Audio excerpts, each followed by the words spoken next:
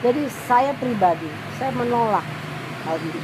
Karena ini bertentangan dengan apa yang dikatakan oleh Bung Karno, itu sudah selesai. Ini akan pecah negara ini kalau itu sampai diundang-undangkan lagi. Karena apa?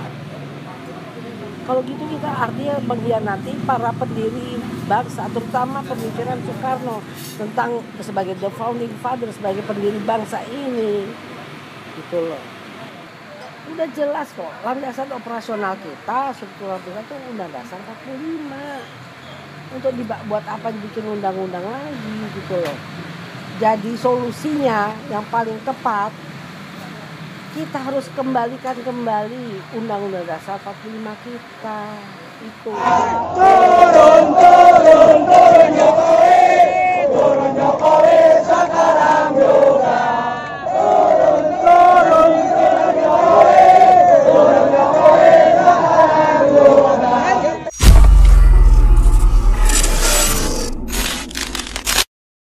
Putri Bung Karno bersuara, RUU BPIP abal-abal dan menabrak tata cara.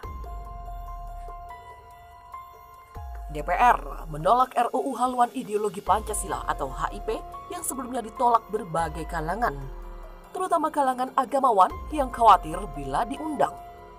RUU itu akan menjadi pintu masuk bagi komunisme dan PKI. Ketika pembahasan RUU yang diajukan PDI Perjuangan itu dibatalkan, namun saat bersamaan DPR menerima RUU Badan Pembinaan Ideologi Pancasila atau BPIP yang diusulkan oleh pemerintah. Sulit menghindari kesan bahwa RUU BPIP ini hanya sekedar menggantikan RUU HIP. Sebagai langkah kompromi, keberatan kelompok penentang RUU HIP diakomodasi di RUU BPIP.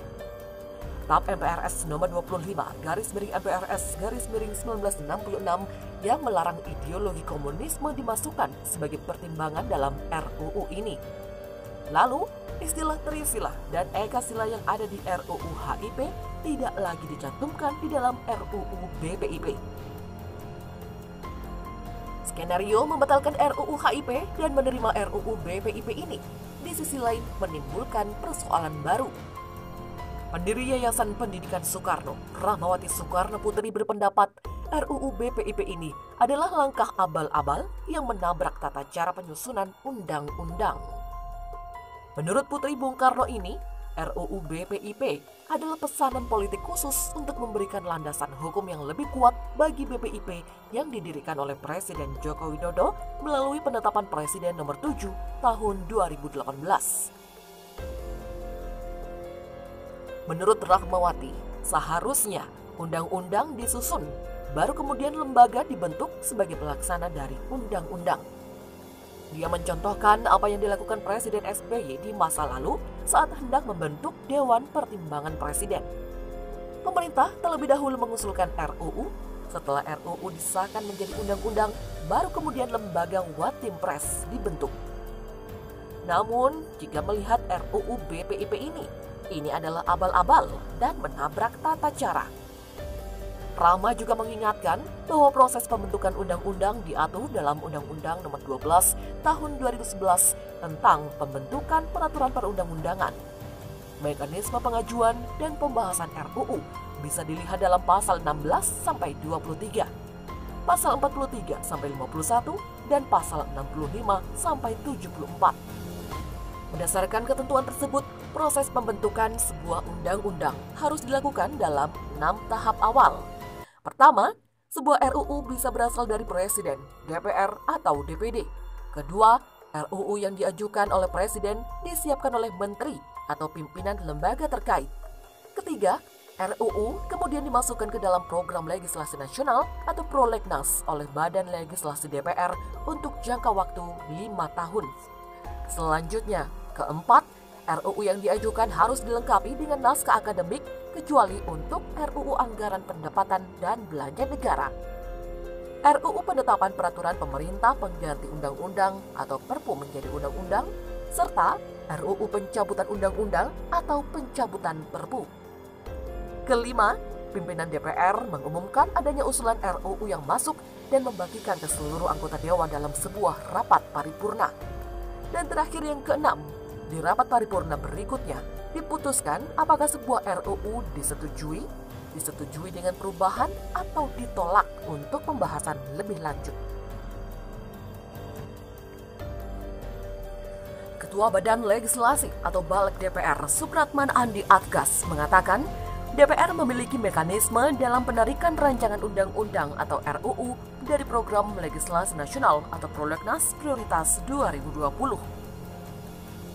Supratman mencontohkan, RUU haluan ideologi Pancasila tidak bisa serta-merta dicabut dalam Prolegnas Prioritas tahun 2020 karena surat dan naskah akademik sudah dikirimkan DPR kepada pemerintah. Namun, jawaban pemerintah terhadap RUU itu tidak berupa draft inventarisasi masalah atau DIM, tetapi justru surpres dan menyerahkan RUU yang baru, yakni RUU tentang Badan Pembinaan Ideologi Pancasila atau BPIP.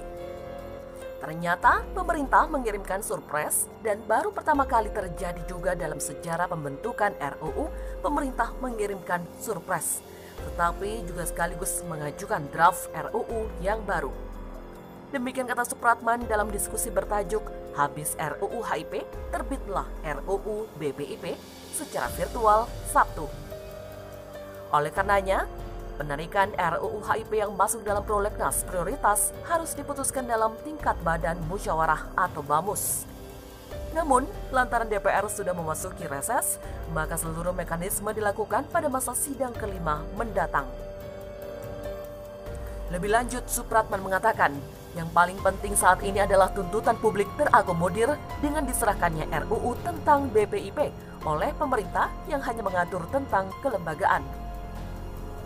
Yang kedua, hal-hal yang berkaitan dengan dua hal substansi pokok yang menjadi membuat hiruk-pikuk ini sudah terakomodir. Untuk diketahui, RUU HIP sendiri menimbulkan penolakan dari sejumlah organisasi keagamaan dan komunitas seperti Majelis Ulama Indonesia atau MUI, Pengurus Besar Nahdlatul Ulama atau PBNU, Muhammadiyah, dan Forum Komunikasi Purnawirawan TNI Polri. Salah satu penyebabnya karena tidak tercantumnya TAP MPRS nomor 25/MPRS/1966 tentang pembubaran PKI dan larangan ajaran komunisme Marxisme dalam draft RUU itu. Sejumlah ormas keagamaan meminta RUU HIP ditarik dari Prolegnas Prioritas tahun 2020. Sementara itu, para purnawirawan TNI Polri mengusulkan agar judul RUU HIP diganti menjadi RUU Pembinaan Ideologi Pancasila atau PIP. Anggota Dewan Perwakilan Daerah Jimli Asidik meminta pembahasan rancangan Undang-Undang Badan Pembinaan Ideologi Pancasila atau RUU BPIP ditunda. Penundaan perlu dilakukan untuk menghentikan polemik yang muncul di masyarakat terkait RUU ini. Jimli mengatakan, saat ini, Indonesia tengah menghadapi pandemi COVID-19 yang juga berpengaruh ke kondisi sosial ekonomi masyarakat. Menurut dia, ada pula ancaman perang dunia ketiga. Karena itu, ia meminta DPR maupun pemerintah menghindari hal-hal yang bisa mengganggu persatuan. Jimli Asidik meminta pembahasan RUU BPIP dicoret dari Program Legislasi Nasional Prioritas 2020.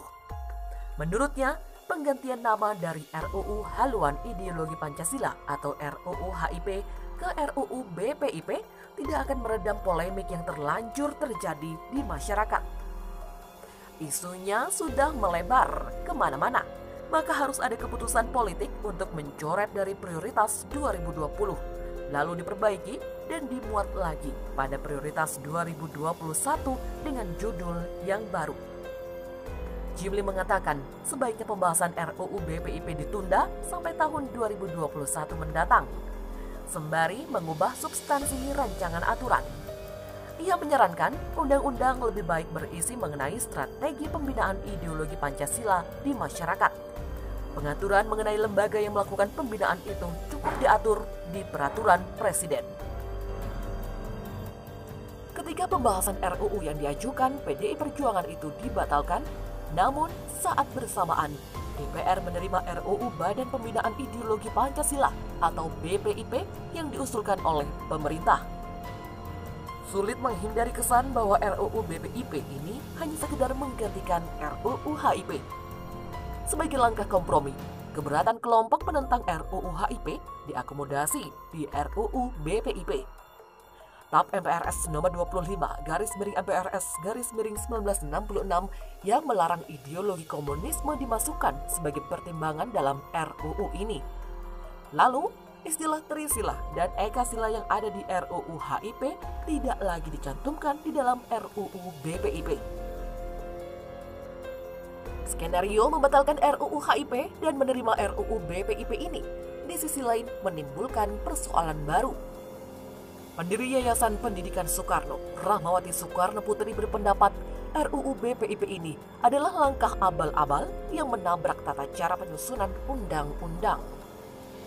Menurut Putri Bung Karno ini, RUU BPIP adalah pesanan politik khusus untuk memberikan landasan hukum yang lebih kuat bagi BPIP yang didirikan oleh Presiden Joko Widodo melalui penetapan Presiden nomor 7 tahun 2018.